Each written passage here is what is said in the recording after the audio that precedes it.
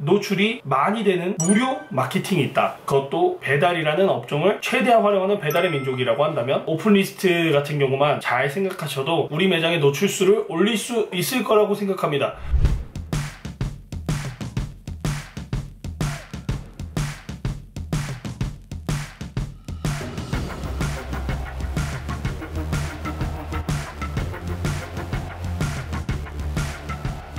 안녕하세요, 전이사입니다. 컨설팅을 진행을 하면서 느낀 건데 요즘 배달 매출이 많이 줄었다라고 해도 배달의 민족은 대표님들 다 거의 사용하실 거라고 생각을 합니다. 근데 배달의 민족을 활용을 제대로 못하고 계시더라고요. 그냥 주문 들어오는 대로만 하거나 다른 곳에서 컨설팅을 받아서 주기적으로 메뉴라든가 이런 거를 업데이트 한다거나 깃발이라든가 이런 거만 어느 정도 손보시고 근본적인 거를 잘 모르시더라고요. 그래서 오늘은 배달의 민족에 대해서 한번 얘기를 해보려고 합니다. 먼저 대표님들은 깃발만 꽂고 계신가요? 아니면 배민원까지 활용을 하고 계신가요? 배달이라든가 매장 식사 같은 경우는 간단합니다. 주문을 받고 다시 주문을 할 수 있게 만들고 이런 부분에서 많이들 어려워하시는데 주문을 받는 거에 집중을 한번 해보자고요. 주문을 받는 거 같은 경우는 어떻게 해야 많이 받을 수 있을까요? 노출이 잘 된다든가 아니면은 사진을 잘 찍는다든가 요 정도가 있겠지만 사진 같은 경우는 제가 지금 도움을 드릴 수가 없잖아요. 그래서 노출 부분을 한번 집중 한번 해보겠습니다. 노출 같은 경우 배달의 민족이 2023년 3월 정책이 변경되면서 오픈리스트 같은 경우도 많이 바뀌었어요. 기존에는 뭐 3kg 그리고 1인 메뉴 같은 경우 2kg 아니에요. 아직도 그렇게 생각을 하시나요? 이번에 바뀐 정책 같은 경우는 가게 기반 4kg입니다. 그리고 오픈리스트 같은 경우 노출이 공짜예요. 클릭을 하거나 노출이 되거나 이 부분에서는 돈이 나가지가 않아요. 무조건 결제 금액 노출이 된 거에서 고객이 그걸 타고 들어와 결제를 한 거 그거가 6.8%의 수수료 외에는 나가는 게 없어요. 그러니까 신청을 안 할 이유가 없겠죠. 그러면 오픈리스트 같은 경우는 많이 노출되면 될수록 좋단 말이에요. 그럼 우리 매장에서 최대한 오픈리스트를 노출할 수 있는 게 몇 군데일까요? 대표님들은 한 군데만 하시나요? 아니요, 분명 3군데 4군데 하고 계실 거라고 생각합니다. 근데 그거를 조금 더 노출을 할 수 있다라고 한다면 안 하시겠어요? 근데 오픈리스트 같은 경우가 어디에 노출이 되는지를 잘 모르세요. 그냥 단순히 배달 주문할 때 큐레이션 부분에만 노출이 되는 건 줄 알고 계시는데 아닙니다. 오픈리스트 같은 경우는 총 4군데에 노출이 됩니다. 이 4군데가 1인, 채식, 큐레이션, 검색. 대부분은 큐레이션만 알고 계실 거예요. 근데 1인 같은 경우는 요즘 필수적으로 들어가야 한다라고 생각을 하고요. 근데 채식 같은 경우는 일부 지역만 오픈이 돼 있기 때문에 이 부분은 어느 정도만 설명을 하고 넘어가겠습니다. 그리고 큐레이션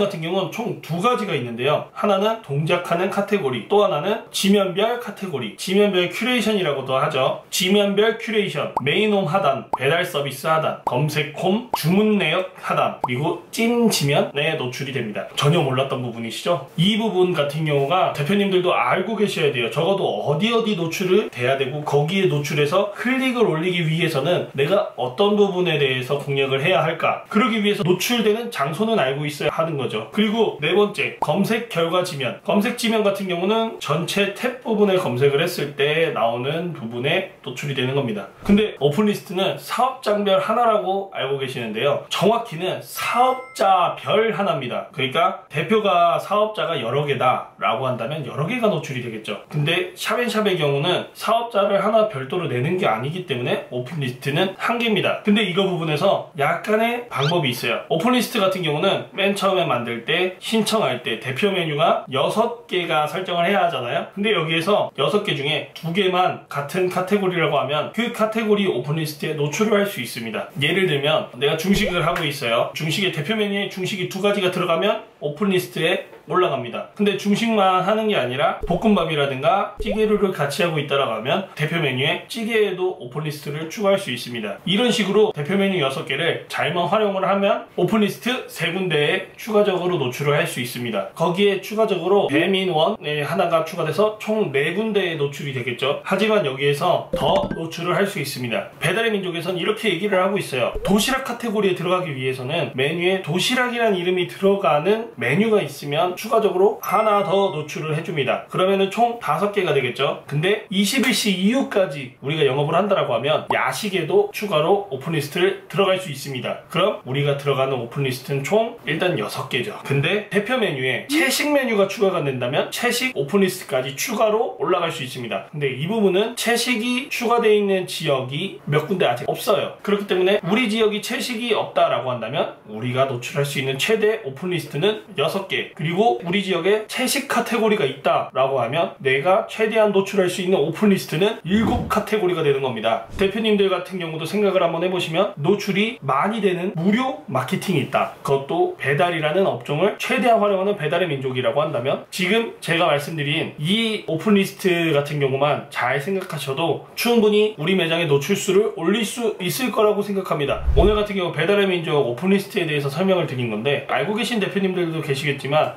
그렇지 않은 대표님들이 대부분이에요. 분명히 도움이 되셨을 거라고 생각을 합니다. 그럼 이 다음에는 또 다른 좋은 정보를 가지고 대표님들과 함께 공유하겠습니다. 감사합니다.